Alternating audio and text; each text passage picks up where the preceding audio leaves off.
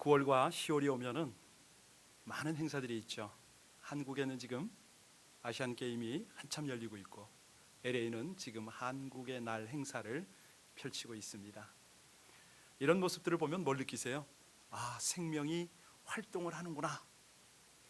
금메달 소식이 들리면요, 야, 잘하는구나. 그렇죠? 사실 이 세상은 생명의 활동에 따라서 열매가 맺히죠. 결실이 많이 맺히죠. 그래서 스콧 피츠제럴드가 그런 말을 했어요. 생명력이란 살아남는 능력만을 의미하는 것이 아니다. 새로 시작하는 능력이기도 하다. 이런 말을 했거든요. 그런 의미에서 보면 우리가 함께 살아간다는 것, 이것만 가지고도 서로를 격려해야 할 이유가 충분합니다. 그렇습니까? 예. 그런데 오늘 아침에 2부 예배를 시작하기 전에 큐티 나눔을 갖는 시간이 있거든요. 두 분 장로님이 은혜 받은 나는 것들을 이렇게 쭉 나누는데, 맞아, 영적인 그 활력, 영적인 이 전달의 어떤 생명력, 이런 것들은 너무너무 귀한 것이죠. 우리가 이게 함께 생명의 활동을 하는 것을 생존의 능력이라고 그러지 않습니까? 그러니 영적인 생명의 활동은 뭐냐? 더더욱 축복이죠. 이 서바이벌, 생존해야 리바이벌이 있습니다. 부흥이 있지 않습니까? 우리 옆 사람에게 한번 축복하겠습니다. 영적으로 살아납시다. 예, 충분합니다. 왜? 하나님이 세우시니까. 우리 모두가요, 영적으로 세워지는 능력이 충만하시기를 주님의 이름으로 축복합니다. 오늘 이 본문 배경을 조금 자세히 살필 필요가 있습니다. 왜냐하면 큐티를 열심히 하신 분들은 다 이해를 하시겠지만 오늘 또 에스라서를 이제 처음 듣는 분도 계실 거거든요. 유다 백성들이 주인공들입니다. 그들이 페르시아의 포로로 잡혀 있을 때 고레스 왕의 칙령으로 의해서 예루살렘으로 돌아왔습니다. 그때가 바로 주전 538년경이죠. 2년 후에 주전 536년에 그들은 예물과 노동력과 모든 것을 집약해서 성전의 기초를 놓았습니다. 그랬더니 7, 80년 동안 그곳에 살던 많은 그 이방인들이죠. 그들이 텃세를 시작했습니다. 특별히 사마리아인들이 방해를 시작했어요. 이들의 그 배경은 하나님도 섬기고 이방신도 섬기는 소위 말하는 혼합 종교주의자들이었습니다. 이들이 유다인들에게 와서 함께 성전을 짓자고 요청을 한 거예요. 그때 유다 지도자들이 어떻게 반응했습니까? 거절을 했습니다. 왜요? 이 종교가 혼합이 될까 봐, 중간에 많은 불협화음이 날까 봐 거절을 했더니 방해가 시작이 됐어요. 결과는요, 16년 동안이나 성전 건축이 중단된 것입니다. 이것이 바로 에스라서 4장 마지막 절 24절이 표현하고 있는 한마디죠. 성경을 펼치신 분들은 에스라서 4장 24절 같이 읽겠습니다. 시작. 이에 예루살렘에서 하나님의 성전 공사가 바사왕 다리오 제2년까지, 그때 기간이 16년입니다. 여러분, 페르시아의 첫 왕이 누굽니까? 고레스죠. 자, 몇 때의 겹쳐서 왕이 바뀌어 왔고, 이제 그때가 521년이었다면 지금은 536년경입니다. 이 다리오가 왕에 즉위한 것은 520년경이거든요. 자, 결국 성전 건축이 중단되었던 16년 동안에 유다 백성들의 영적 상태가 우리는 궁금합니다. 왜? 하나님께서 다 모든 것을 만들어 주셨는데 성전이 재건이 되지 못하고 이렇게 정체가 되었을까? 그 내용은 에스라서 3장 3절로 5절에 보면 힌트가 있어요. 여기 아주 중요한 내용들을 다루고 있는데요, 이 유다 사람들이 예루살렘에 돌아와서 어떻게 살았느냐? 조석으로 하나님께 번제를 드리고 모든 절기를 다 지켰습니다. 그런데 뭐가 문제냐? 안타까운 것이 있어요. 적극적 신앙의 단계에 이르지 못했다는 것이죠. 쉽게 설명하면 유다 백성들이 구원은 받았는데 영적 성장이 없는 거예요. 하나님께서 너희는 성전을 건축하라 명령하셨음에도 불구하고 16년 동안 아무런 진도가 나가질 않았다는 것입니다. 여러분 어떤 느낌이 좀 드세요? 이 시대로 비유하면 오늘날에도 예수를 믿고 구원을 받은 사람은 많습니다. 그런데 이상하리만큼 영적인 성장을 못하는 분들, 그런 분들이 있지 않습니까? 아니, 말씀을 의지해서 어려움을 뚫고 하나님께서 맡기신 사명을 감당하는 헌신적 자리에까지 못 나가는 그런 성도들이 있지 않습니까? 자, 그렇게 못 나가면 어떤 일이 벌어지느냐? 이제 지금 이야기가 아니고 그때 이야기를 드리면 이 유다 사람들에게 여러 가지 문제가 생겼습니다. 어떤 문제일까요? 바깥에서는 사마리아인들의 핍박이 들어왔습니다. 그러면 내부적으로는요, 핍절과 가난이 몰려온 거예요. 이 내용을 자세히 알 수 있는 구절이 병행되는 구절이 학개서거든요. 학개서 1장 6절에 보면 그런 말씀을 하십니다. 너희가 많이 뿌릴지라도 수입이 적으며 먹을지라도 배부르지 못하며 마실지라도 흡족하지 못하며 입어도 따뜻하지 못하며 일꾼이 삭을 받아도 그것을 구멍 뚫어진 전대에 넣음이 되느니라. 여러분, 남의 일이라서 그렇지 우리 입장으로 생각해 보면 얼마나 괴롭겠습니까? 아무리 열심히 일을 해도 돈이 모이질 않습니다. 먹어도 배가 고픕니다. 입어도 추워요. 아니 도대체 수입이라는 것이 어디로 빠져나가는지 다 세서 한 푼 모이질 않습니다. 이렇게 가난 속에 핍절한 생활을 하는데 엎친 데 덮친 격으로 자연재해까지 극심했습니다. 학개서 1장 10절로 11절에 제가 읽어드리겠습니다. 그러므로 너희로 인하여 하늘은 이슬을 그치고 땅은 소산을 그쳤으며 내가 한재를 불러 이 땅의 산에 곡물에 새 포도주에 기름에 땅의 모든 소산의 사람에게 육축에게 손으로 수고하는 모든 일에 응하게 했다. 임하게 했다는 거예요. 뭐를요? 예, 한재를. 한재는 무슨 말입니까? 가뭄입니다.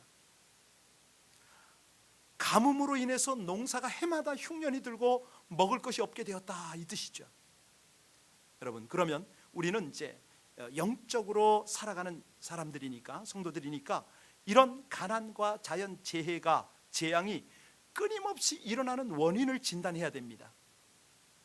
원리는 다 똑같으니까요. 이 시대에도 이렇게 재해가 임할 때는 원인을 분석을 해야 되겠죠. 자, 원인이 뭡니까? 네, 한마디로 신앙생활의 실패입니다. 다시 말씀드립니다.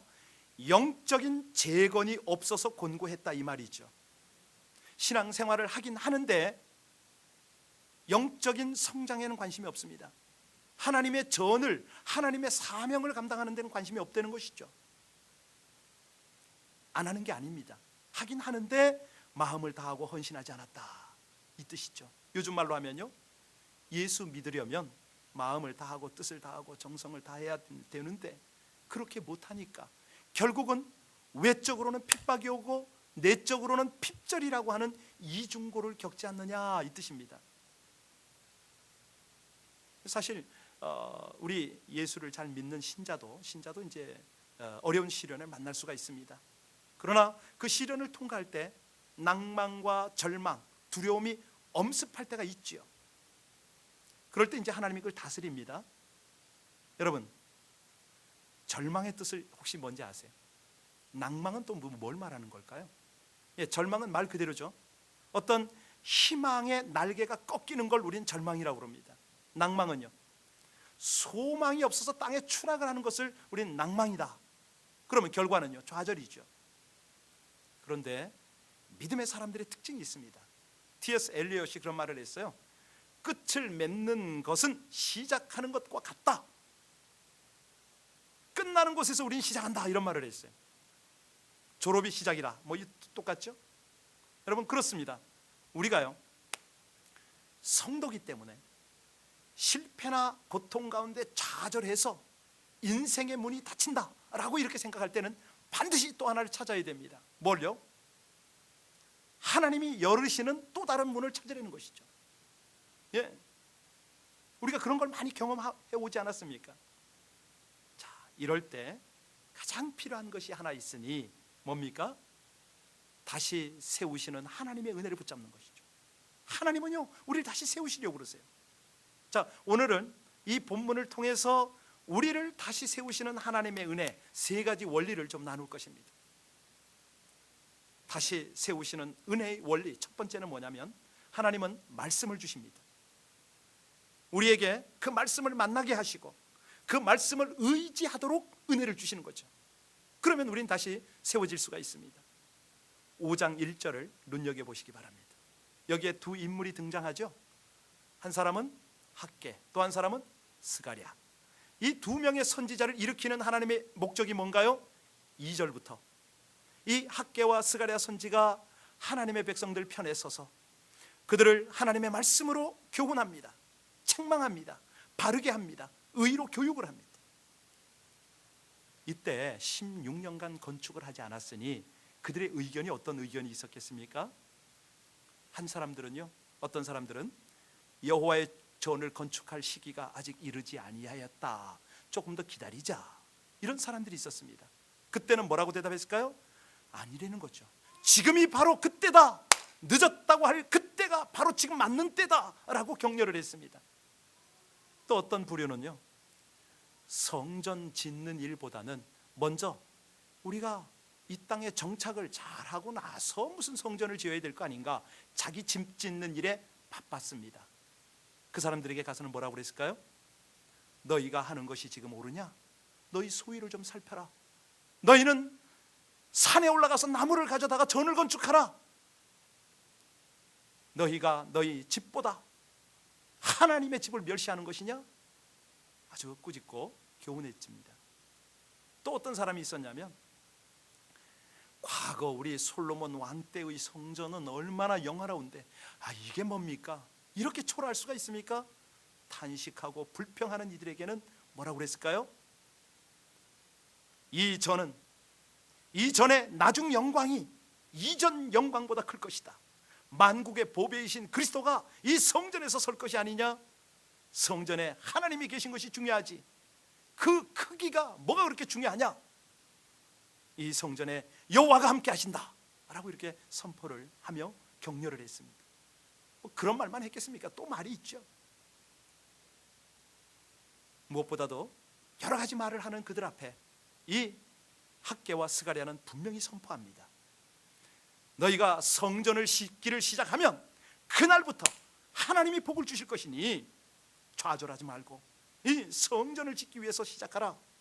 반드시 하나님이 갚으시고 복을 주실 것이다. 그랬더니 뭐라고 그러냐면, 아니 우리가 지금 있는 거 다 드렸는데 성전 지을 힘이 뭐가 있느냐? 이렇게 묻는 사람들에게 스가랴서 그 유명한 4장 6절 후반에 뭐라고 그럽니까? 이는 힘으로 되지 아니하며 능으로 되지 아니하고 오직 나의 신으로 되느니라. 큰 산아 네가 무엇이냐? 네가 스룹바벨 앞에서 뭐가 돼요? 평지가 되느니라 그랬지 않습니까? 성령이 함께하면, 하나님이 함께하면 일은 될 수밖에 없는 것이다. 아주 힘차게 격려를 하고 선포를 했습니다. 결론이 뭡니까?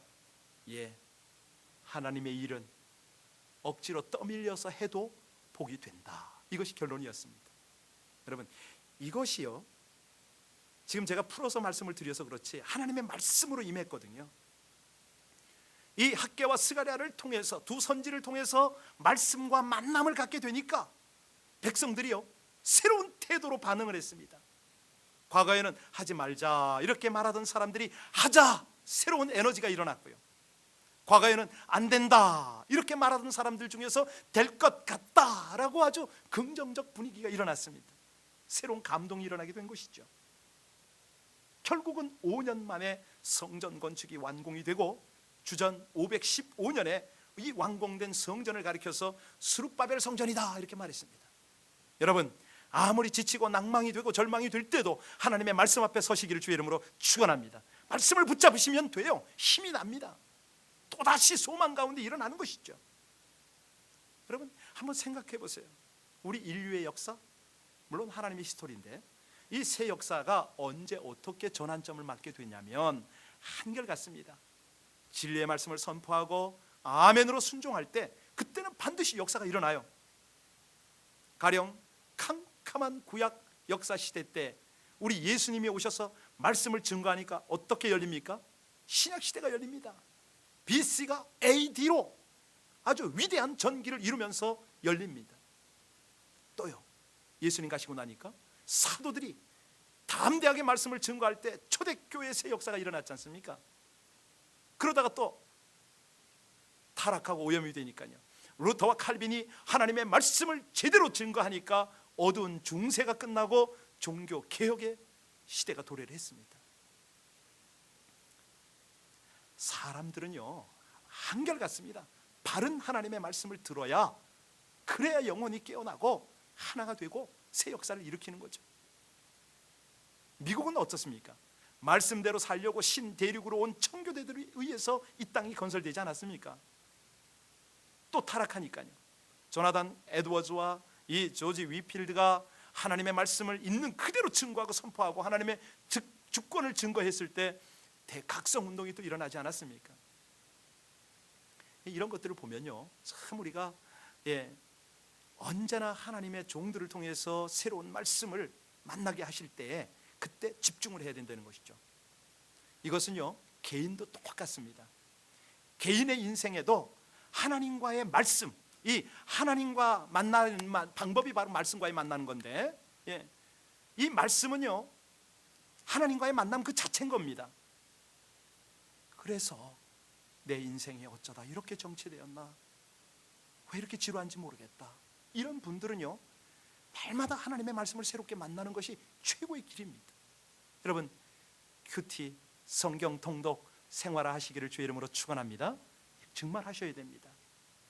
큐티 나눔 가지셔야 됩니다. 하나님의 말씀과의 이 새로운 만남이 우리 심령의 부흥을 일으키는 것이죠. 이것이 다시 세우시는 은혜의 원리 첫 번째다. 두 번째 원리는 뭐냐면 하나님의 사역에 헌신토록 하는 것입니다. 헌신하라고 그러면 이제 힘든 분 계세요. 육신적으로 피곤하고 질병 때문에 시달리고 또 심지어는 마음의 병, 좌절감이나 우울증 때문에 고생할 수가 있어요. 물론 피곤한 분은 쉬어주셔야 됩니다. 병이 있으신 분은 치료받아서 건강을 회복해야 됩니다. 반드시 기도와 함께 의사의 진료를 받아야 하지요. 병원에 간다고 이 불신앙이냐? 아닙니다. 왜? 하나님은 의사와 약도 다 세워주시고 만들어주셨기 때문에 우리 하나님의 사랑의 표현을 우리가 누리는 것이죠. 자, 어떤 사람은 그런 사람이 있어요. 이상적인 목표, 큰 비전을 설정을 했다가 이게 이루어지지 않으면 또 절망하는 분들 계세요. 그죠? 그럴 때는 어떻게 해야 됩니까? 자기 능력에 맞도록 차곡차곡 목표와 내용을 다시 점검하고 재도전을 해야 되겠죠.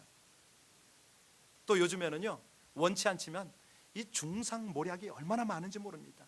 비판, 비평, 아주 그것 때문에 심한 좌절감을 느끼는 사람도 있습니다. 아시듯이 인터넷, SNS 여기에 얼마나 악플이 달립니까?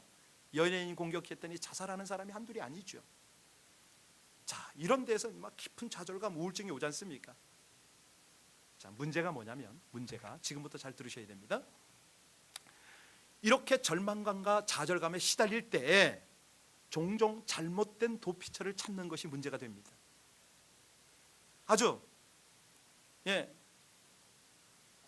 우리가 상상하는 이상으로 사람들이 많이 나락에 떨어지는데요. 얼마 전입니다. 제가 신방을 갔는데 이 젊은 자매예요.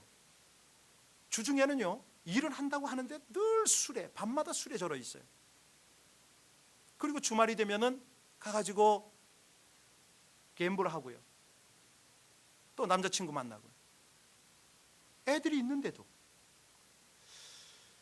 왜 그러냐고 물었어요. 그랬더니 자기가 이렇게 심한 우울증에 걸릴 수밖에 없었다는 이유를 한 2시간 동안 쭉 설명을 해요.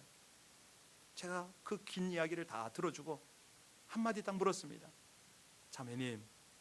자매님은 주님 위해서 무슨 사역을 하십니까? 무슨 일 하십니까? 라고 물었어요.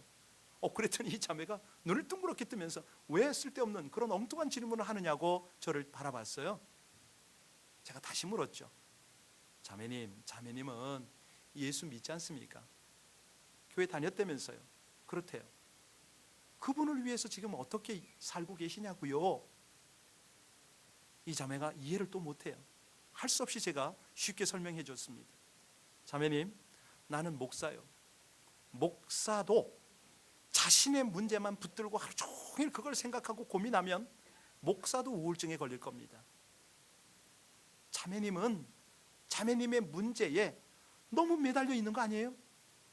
이 자기 중심적인 것, 거기서 좀 떠나서 이제는 좀 하나님의 일을 좀 한번 생각해 보세요. 자매보다 조금 더 못한 사람이 있을 테니까 그들에게 관심 가지고 그들에게 조금이라도 섬기려는 모습으로 한번 다가가 보시고 봉사 한번 해보세요 라고 말해줬어요. 여러분, 이 자매뿐이겠어요? 이 절망과 좌절의 상황을 만나서 삶이 무너지는 사람들의 대처 방법 한번 보세요. 어떻습니까? 어떤 사람은 술을 마셔야 됩니다. 끊었던 술을 또 먹어요. 어떤 사람은 그것도 부족해서 마약을 또 합니다. 점점 심한 마약을 해요.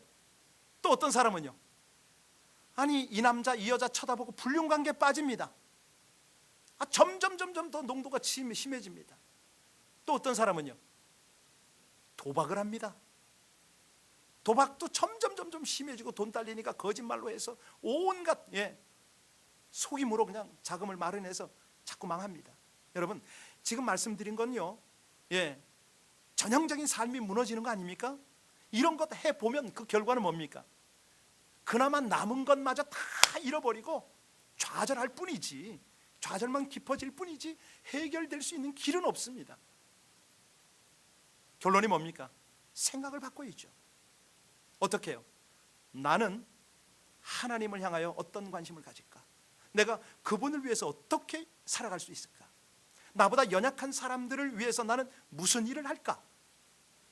한마디로 헌신으로 나가는 것이죠. 놀라운 것은요, 그렇게 나가면 이 우울증과 어두움이 물러간다는 거예요. 묘하게도요, 하나님을 생각하는데, 나보다 더 어려운 사람을 생각하는데 내 속에 평안과 기쁨이 밀려온다는 거예요. 자꾸 삶의 에너지가 생겨요. 그런 태도가 결국은 재앙을 다 물리치게 되고 복을, 하나님이 주신 복을 누리게 된다는 거예요. 여러분, 우리에게 문제가 다가올 때 최선책이 뭐라고요? 하나님께 새롭게 헌신을 결단하는 것이죠. 가령 교회에서 할 일이 없다고요? 아닙니다. 빗자루와 청소기를 드십시오. 예배당 청결하게 하시면 됩니다. 설거지 한번 해보십시오. 그거 좀 이상하다고요? 주차관리 안내. 지금 성가대 오늘 훌쭉하잖아요. 성가대, 내가 이거 하는데 아닙니다. 2중 3중이면 어떻습니까? 더 좋죠. 더 귀하죠. 여러분, 주일학교 얼마든지 있지 않습니까? 몇 주 전에 주일날 오후에 다 끝나고 여러분 다 돌아가셨는데 화장실 제가 들어갔어요. 그런데 한 분이 그 화장실에다가 바닥에 물을 쫙쫙 끼얹으면서 물청소를 하고 계시더라고요. 얼마나 감동을 받았겠습니까? 제가 너무 놀랐죠. 와, 여러분, 그렇지 않습니까? 우리 하나님께서 뭐가 부족해서 우리의 실력을 요구합니까? 아니거든요. 하나님은요, 우리의 실력보다 헌신하고자 하는 마음을 보시고 은혜 주심을 믿으시기 바랍니다. 연약한 조건을 기회로 받아들이는 것이죠. 내가 부족하기 때문에 다시 한번 헌신하는 것이죠. 그러면요, 감사와 찬양이 터져 나옵니다. 여기 본문에도 보면 하나님께서 세우신 학개와 스가랴 두 선지가 일어나서 무엇을 부탁하냐면 성전 건축을 위해서 하나님께 헌신하라 촉구를 했습니다. 왜냐면요, 이제 그 이야기를 딱 들으면서 유다 백성들이 깨닫는 게 뭐냐면 성전을 짓지 않고 있을 때는 온갖 문제투성이었어요. 너무 힘들었어요. 그런데 성전 재건을 위해서 돌을 놓기 시작하니까 그때부터는 뭐 해야 돼요? 하나가 되는 거예요. 문제가 사라지는 거예요. 복이 오기 시작하는 거예요. 하나님이 공급하고 기적을 경험하기 시작하는 거예요. 여러분, 문제가 올 때 어떻게 하라고요? 고민하지 마시라는 것입니다. 주저하지 말고 어떻게 하라고요? 주의 일에 헌신하라는 것이죠. 그러면요, 영적으로 다시 세우시는 하나님의 은혜를 경험하고 문제가 해결이 되어지고 더 풍성하고 풍요로운 기쁨과 평강을 누리게 되실 줄로 믿습니다. 세 번째입니다. 하나님께서 우리를 다시 세워주시는 은혜의 원리 세 번째는 뭐냐면 원수의 공격에 당당히 맞서라, 이겁니다. 여러분, 하나님의 백성들이요, 말씀과 만나서 말씀을 붙잡고 또 하나님의 일에 헌신할 때 모든 것이 아주 순탄하게 열립니까? 아닙니다. 반드시 방해가 있습니다. 공격을 당합니다. 여기 5장 3절에도 보세요. 누가 너희에게 건축 허가를 내어 주었는지 그 사람 이름을 대봐, 이렇게 말합니다. 자, 이 질문에 대해서 유다 백성들은 어떻게 반응합니까? 피하지 않습니다. 조목조목 정확하고 겸손하게 답변을 했습니다. 그 답변이 11절부터 16절까지의 내용이거든요. 제가 풀어서 말씀드리겠습니다. 유다 백성들이 어떻게 대답을 했냐면, 우리는 여호와 하나님의 종이요, 지금 세상 일 하는 것 아니고 하나님을 섬기는 성전을 짓는 중이요, 이 일은 절대 정치적인 것이 아니고 종교적인 일 아닙니까? 과거 여기에는 솔로몬 성전이 있었습니다. 우리 조상들이 하나님께 죄를 지어서 바벨론의 포로 끌려가서 70년 동안 고생하다가 이제 하나님의 때가 되어서 페르시아의 세왕 고레스의 조서를 내리게 하시고 그 결과 이 전을 건축하게 됐습니다. 이 전의 건축을 위해서 과거에 느부갓네살 왕이 빼앗아간 성전의 그릇들을 모두 스룹바벨에게 주어서 건축하게 했는데, 이 성전의 건축 허가는 바로 고레스 왕이 내리신 것이요 라고 답변을 한 겁니다. 그랬더니 다뜨네와 스달보스네가 이 말을 듣고 페르시아 왕 다리오에게, 왕이여, 이 대답이 사실인지 한번 알아볼 필요가 있겠습니다 라고 편지를 쓴 거 아닙니까? 문제는 다리오 왕도 자기보다 18년 전에 있었던 이 왕이 한 것인데 모르는 거예요. 그래서 왕의 서고를 뒤져보니까 유다 백성들의 말이 정확하다는 것을 알게 되고 총독들에게 유다 백성을 도와주시오라고 명령을 했습니다. 그래서 결국은 성전이 완공이 된 거죠. 여러분, 여기서 우리가 깨닫는 원리가 뭡니까? 사단과 문제와 대항할 때는 화내지 말라, 그죠? 성질낼 필요가 없다는 것입니다. 대신 어떻게 하라고요? 조목조목 성실하게 답변하면 된다. 여러분, 이건 신약시대에 와서도요 원리를 그렇게 말합니다. 야고보 사도가 야고보서 4장 7절에 보면 마귀를 대적하라, 그러면 너희를 피하리라.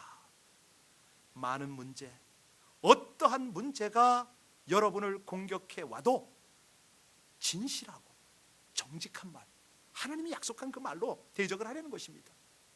그러면 거짓은 물러갈 수밖에 없고 마귀는 고개를 흔들다가 떠나가 버리고 만드는 것이죠. 여러분, 어떠한 원수의 공격에도 기죽어 눌리지 말고 말씀과 믿음으로 대적하시기를 주의 이름으로 축원합니다. 이것이 이제 실감이 안 나면은 할 수 없이 예화를 들어야 됩니다. 한 가족이요, 여행을 하다가 교통사고를 당했습니다. 그랬는데 아빠와 중학생 딸이 다쳤어요. 근데 다친 정도가 너무 심합니다.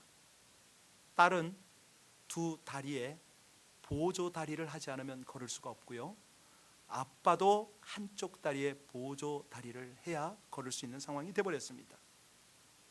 이 딸이 중학생이었으니 사춘기를 지나면서 얼마나 힘들었겠습니까? 여러 번 죽으려고 그랬죠. 그런데 자살하려고 할 때마다 아빠의 모습을 보면서 조금 위로를 받은 거예요. 왜? 아빠도 자신과 똑같은 아픔을 가지고 있으면서 그나마 사랑으로 자기를 보살펴 주기 때문에 힘을 얻은 것이죠.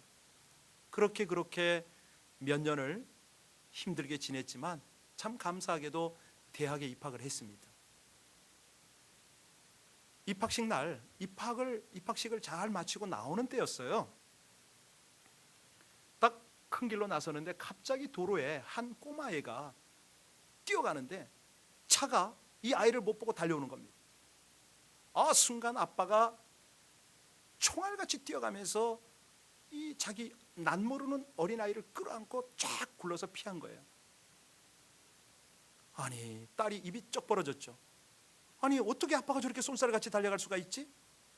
너무 놀라서 아빠를 불렀어요. 아빠, 그랬는데 아빠는 들은 척도 하지 않고 걸어가는 거예요. 바로 그 순간 옆에서 담담하게 보고 있던 엄마가 딸에게 한마디 했습니다. 얘야, 놀라지 마. 내가 말하는 거 잘 들어. 사실 너희 아빠는 정상적인 다리야. 너하고 사고를 당할 때는 팔만 조금 다치셨을 뿐이야. 지난 4년 동안 보조다리를 하고 다니는 것은 너와 같이 아파야 너를 위로할 수 있다고 생각했기 때문이란다. 그런데 지금 저 꼬마를 달려가서 구한 것은 쟤도 너처럼 될까봐 달려간 거야. 그때 딸이 눈물이 터졌어요. 울음이 터진 거예요. 아빠, 왜 정상적인 다리로 그렇게 오랫동안 힘들게 걸어 다니셨어요? 딸은 눈에 눈물이 흘렀지만 이 아빠는 가슴에 눈물이 흐르지 않았겠습니까? 여러분, 바로 이거예요. 사랑하는 자녀들이 신앙생활은 했는데 믿음으로 자라지 못하고 좌절을 겪고 낭망을 겪고 자꾸 어린아이 같은 수준에서 살아가니까 하나님이 안타까워서 보조다리를 하시려고 십자가를 지신 거 아닙니까? 이거 느끼십니까? 예? 하나님이 어찌 육신의 아빠 수준입니까? 아니죠. 보조다리로 같이 걸어주는 아빠의 수준이 아닙니다. 대속의 은혜, 다시 세우시려는 그 은혜를 베푸시려고 친히 십자가를 지셨음을 믿으시기 바랍니다. 우리 신앙생활의 실패, 이것은요 곧 영적 죽음을 말하는 거거든요. 거기서 그 죽음을 딛고 부활로 일어서라고 지금 다시 한번 우리의 신앙을 세우라고 우리 주님께서 십자가를 지셨단 말입니다. 그러니 우리가 어찌 낭망하고 좌절하고 의심케 하는 이 사단의 싸움에서 주저앉아 있겠느냐 이거죠. 여러분, 담대히 대적해서 기죽지 말고 일어서시기를 주의 이름으로 축원합니다. 정말 그렇죠. 우리 주님 사랑, 우리 주님의 구원받은 백성답게, 예, 우리가요 진실한 말로 대적할 건 대적해야죠. 여러분, 오늘 말씀을 들으면서 무엇을 느끼셨습니까? 다시 우리를 세우시려는 하나님의 열심이 조금이라도 느껴지십니까? 우리 LA 비전교회도 그렇고 우리 모두도 그렇습니다. 그래서 지금 우리는 배가전이라는, 배우거나 가르치거나 전합시다, 이게 사는 길이에요. 우리가 사는 길이에요. 그 전야가 지금 뭐냐면 자리가 많이 비는 겁니다. 기초를 다지는 거죠. 힘있게 세우는 것이죠. 저는 너무 감사해요. 조금 비어서 감사해요. 지금 하나님이 하실 일이 기대가 되거든요. 여기에 용장들이 지금 일어나고 있거든요. 너무 감사한 것이죠. 여러분, 오늘 세 가지 잊지 않으시죠? 다시 세우시는 하나님의 은혜의 원리 세 가지. 첫 번째는 뭐라고요? 예, 말씀을 주십니다. 말씀을 붙잡게 하십니다. 두 번째는요, 예, 헌신을 하게 하시죠. 작은 봉사라도 하라는 것이에요. 세 번째는요, 네, 악한 사단의 영향력은 담대하게 대적하고 선포하라는 것입니다. 이 하나님의 은혜가 여러분에게 있을 줄로 믿습니다. 우리 함께 기도하겠습니다. 기도할 때, 하나님, 그렇습니다.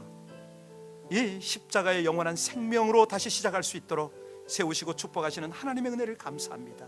이제 오직 하나님의 나라 위하여 주어진 사명 감당으로 원수의 공격에는 당당히 맞서서 하나님의 영광을 선포하고 날마다 새로워지고 영적인 충만한 성장을 이루게 해달라고 우리 간절히 하나님 앞에 기도하겠습니다.